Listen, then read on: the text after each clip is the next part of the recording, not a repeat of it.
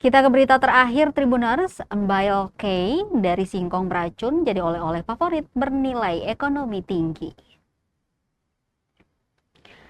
Manihot glaziovi merupakan salah satu jenis singkong yang banyak tumbuh di wilayah tropis. Di Kepulauan K, tanaman ini dikenal dengan sebutan embal yang berarti ubi dalam bahasa setempat.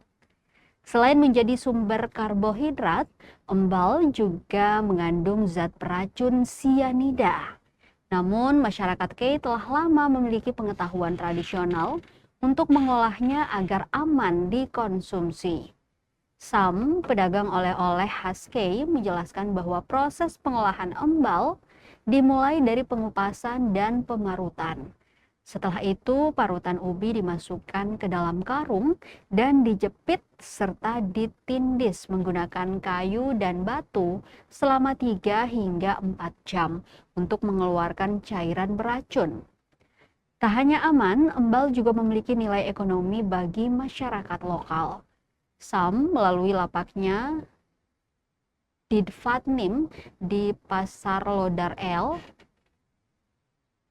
Kecamatan Dula Selatan, Kota Tual, menjual berbagai olahan embal dengan beragam varian rasa. Beberapa produk yang ditawarkan antara lain embal kacang, embal bunga, embal keju, embal kenari, embal stik, hingga embal brownies. Dengan harga selain itu, tersedia pula olahan kacang seperti kacang asin, kacang bawang, dan kacang gula. Menurutnya, pesanan kerap kali datang dari konsumen luar daerah, sehingga produksi embal semakin meningkat. Ia menilai inovasi sederhana dalam pengolahan embal membuktikan bahwa tradisi lokal dapat terus hidup dan berkembang jika dipadukan dengan kreativitas, sekaligus memberikan dampak ekonomi bagi masyarakat. Berikut daftar harga oleh-oleh khas Pulau K. Yang pertama ada embal kacang, dijual 20.000 per 3 bungkus.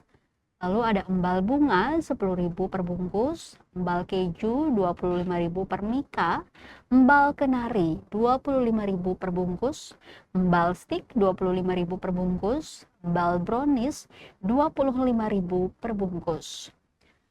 Untuk varian kacang botol rata-rata di harga yang sama. Kacang asin, kacang bawang, dan juga kacang gula 30 hingga 50.000 per botol dan kemasan 25.000.